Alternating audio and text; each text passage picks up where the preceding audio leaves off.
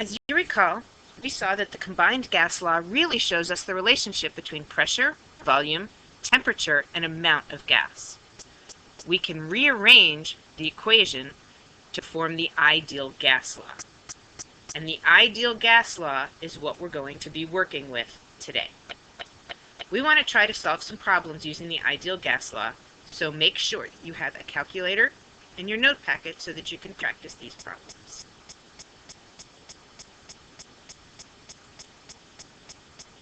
So let's take a look at the first problem. What pressure would be exerted by 2.5 moles of nitrogen gas in a 3.5 liter tank at 25 degrees C?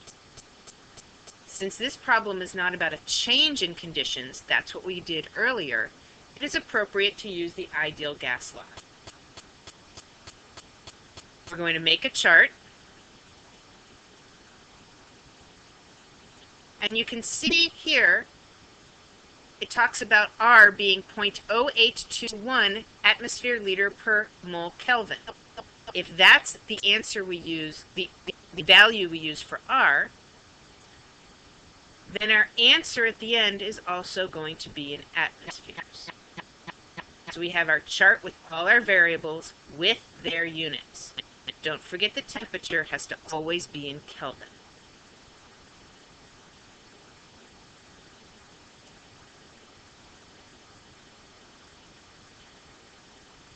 Now, I plugged my numbers into my equation PV equals nRT.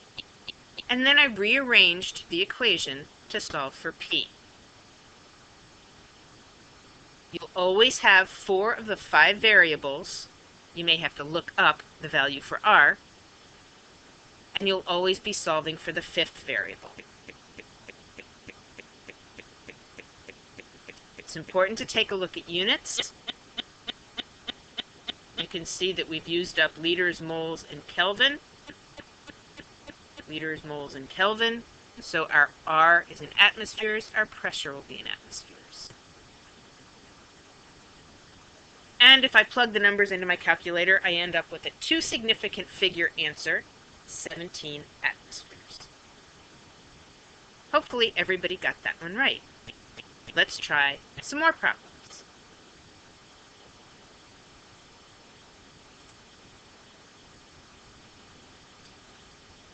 Take a look at the next one.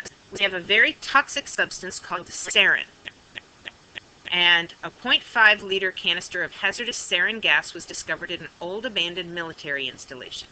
To properly dispose of this gas, technicians must know how much gas is held in the canister. The gas pressure is measured at 10 atmospheres at room temperature, 25 degrees C. How many moles of sarin are held inside the canister? Again, we're going to make a chart. We have a liters, so we have a volume. We have atmospheres, so we have a pressure. Here we have a temperature. And it asks us about moles. So that will be our unknown.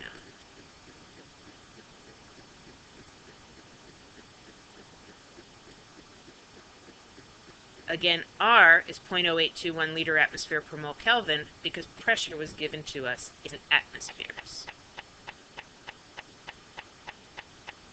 So I'm going to take my numbers and I'm going to plug them into PV equals nRT. Do that right here. And then I'm going to rearrange to solve for n, which means I have to divide both sides by the product of 0.0821 times 298.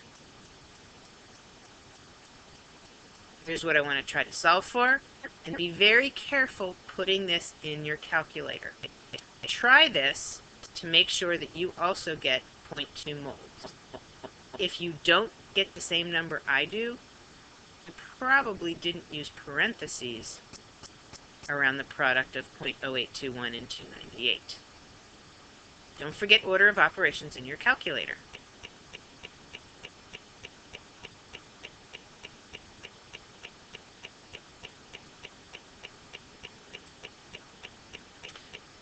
All right, here's a problem that I want you to try without my help.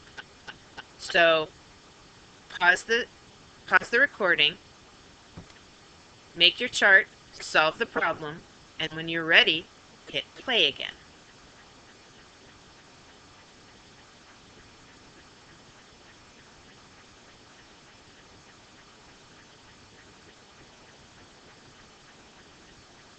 Are you ready to go on? Hopefully, everyone has an answer, and hopefully everyone has the right answer. Let's take a look at what I did. I set up my chart. I plugged it into PV equals nRT. I solved for V and came up with a two significant figure answer, 98 liters. If you came up with something different, pause the recording again and try to figure out why.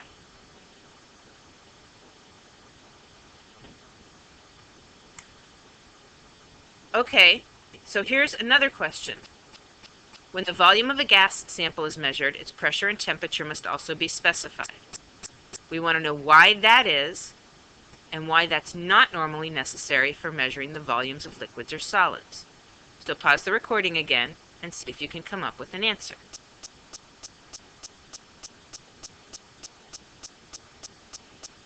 Did everybody agree on an answer? Let's take a look at what I wrote. We know from the combined gas law that volume changes as pressure and temperature change for gases. But that's not true for liquids or solids, because pressure and temperature don't significantly change the volumes of liquids and solids, mostly because of the intermolecular forces.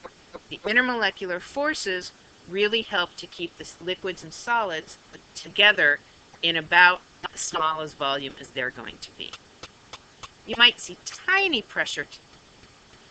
volume changes with pressure and temperature, but not the kind that would affect us with the equipment that we're using in this kind of a lab.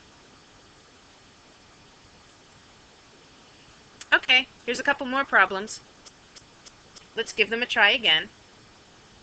Pause the recording, and when you're ready and you think you have answers to both of these, let's take a look at them. But be careful here, because our units for pressure are different. So you're going to have to go back to the chart on page 2 of the notes to figure out what value to use for R. Okay, pause here.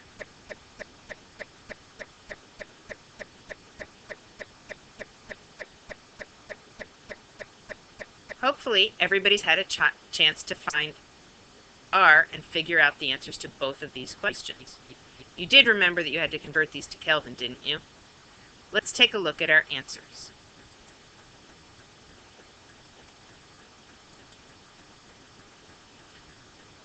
I used torr, so I had to use 62.4 for my R value here.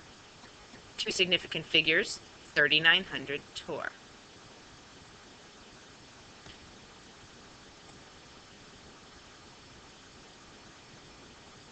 And because the pressure is given in bar for the second problem, I had to use bar for my R value.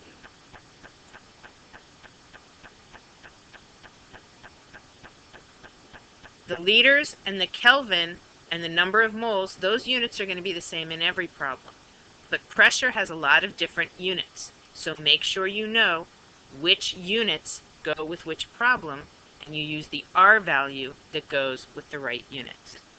You didn't need to worry about that when you were just doing the combined gas law, because the pressure units would cancel out.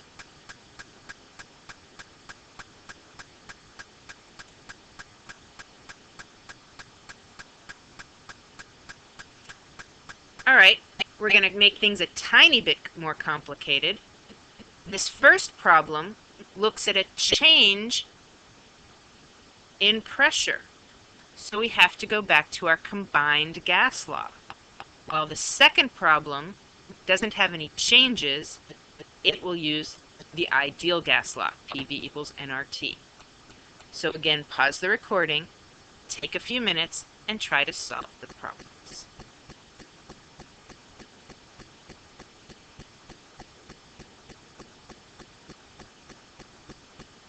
Okay, hopefully you came up with answers for both of these. Let's take a look at them. You can see that I had to use P1 V1 over T1 is P2 V2 over T2 to get all my variables taken care of in the top problem, and I used PV equals nRT to get my variables taken care of in the bottom problem. The chart on page 2 says that R is 8311.8 pascals per liter. I had to divide by 1,000 to get kilopascals liter per mole Kelvin. So here is my R value. And then it's a matter of just plugging in the numbers and solving for the unknown. First one, I have no idea what that's doing there. We'll get rid of it. The first one, pressure, I came up with 1235 torr, but since I only have two significant figures, I'll use 1200 torr. The second one, I found my temperature in Kelvin, but the problem asked for it in degrees Celsius. So I have to solve problems in Kelvin and then convert to degrees Celsius at the end. Okay, so we've tried a whole bunch of problems that use the ideal gas law, and we've taken a look at how you can use the chart to figure out whether you use the combined gas law or the ideal gas law.